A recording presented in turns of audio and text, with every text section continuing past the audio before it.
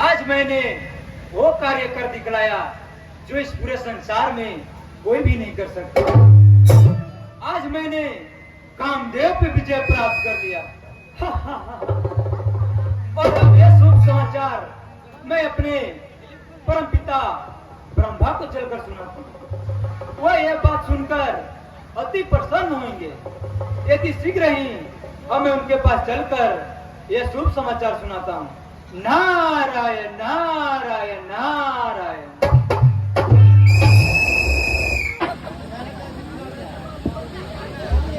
श्रीमन नारायण नारायण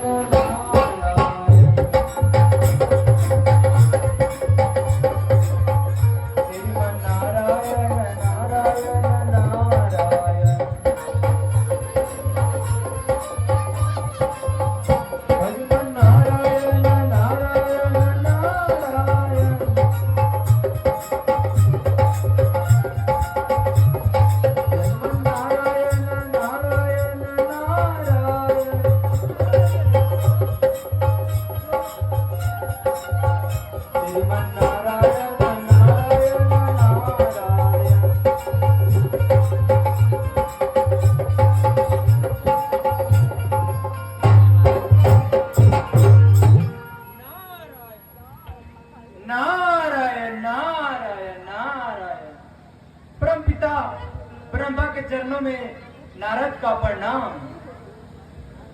दीर्घ आयु पुत्र। बोलो नारद, कैसे आना हुआ?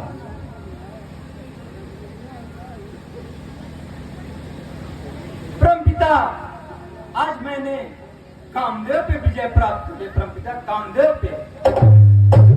क्या कामदेव पर? अपने कामदेव को कैसे जीत लिया? मुझे विस्तार पूर्वक बताओ। ब्रह्मपिता, आज मैं हिमालय की गुफा में बैठकर श्री हरि का जाप कर रहा था। तभी मेरा घनघोर तपस्या से देवराज इंद्र का सिंहासन डगमगा उठा और देवराज इंद्र सिंहासन छीन जाने के डर से उन्होंने मेरा तपस्या भंग करने के लिए कामदेव को भेजा। परंतु कामदेव का कोई भी अस्त्र मुझ पर काम न कर सका और वो सारे प्रयासों के बाद असफल रहा। और इसी तरह मैंने कामदेव पे विजय प्राप्त कर लिया। ब्रह्मपिता, कामदेव पे विजय प्राप्त कर लिया।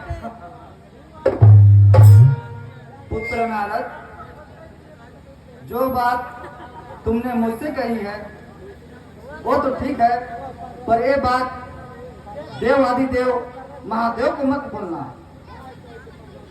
जैसी आपकी इच्छा परमपिता।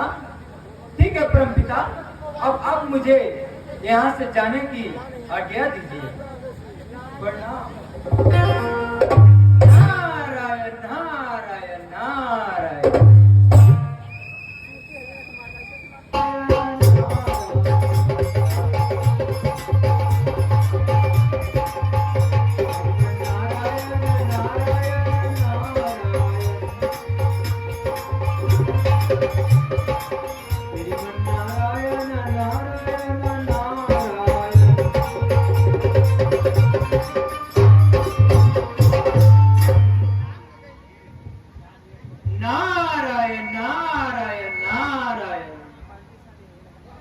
भोलेनाथ देवादिदेव महादेव के चरणों में नारद का प्रणाम।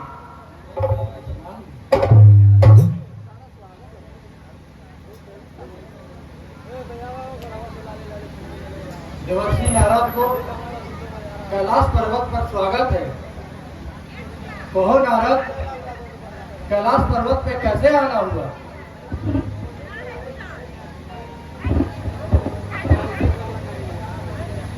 महादेव, आज मैंने कामदेव पे विजय प्राप्त कर लिया।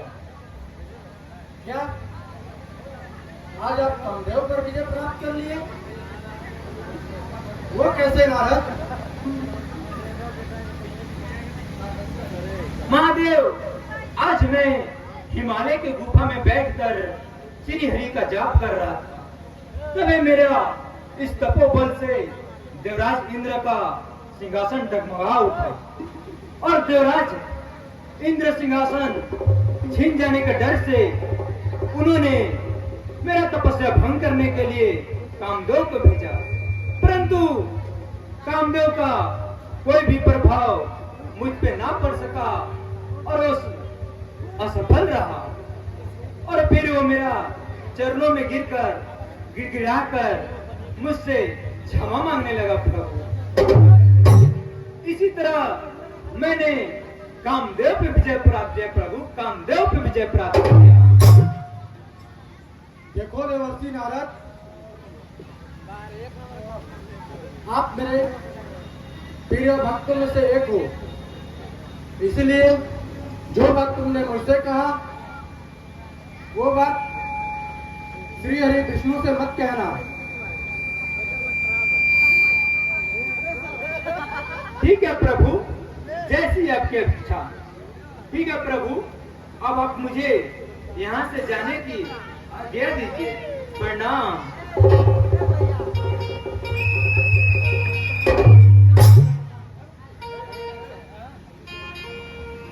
हाँ।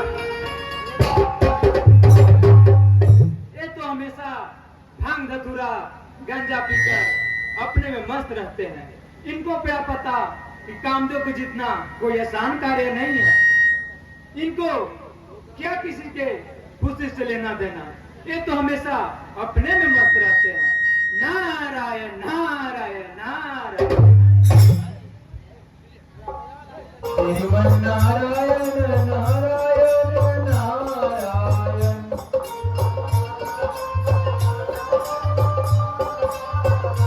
भजमन नारायण नारायण नारायण।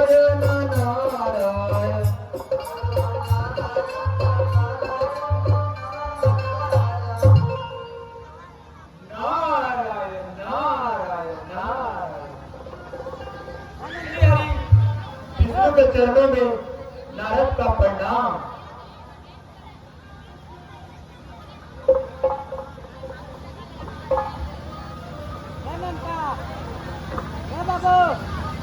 अरे वाह,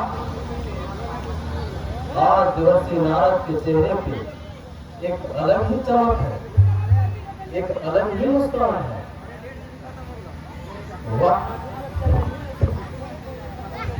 आज इतना प्रसन्नता की क्या राज है देवर्षि नारद।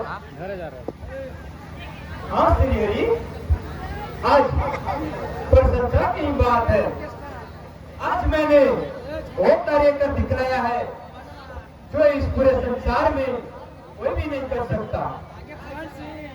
वाह, पूरे संसार में कोई नहीं कर सकता।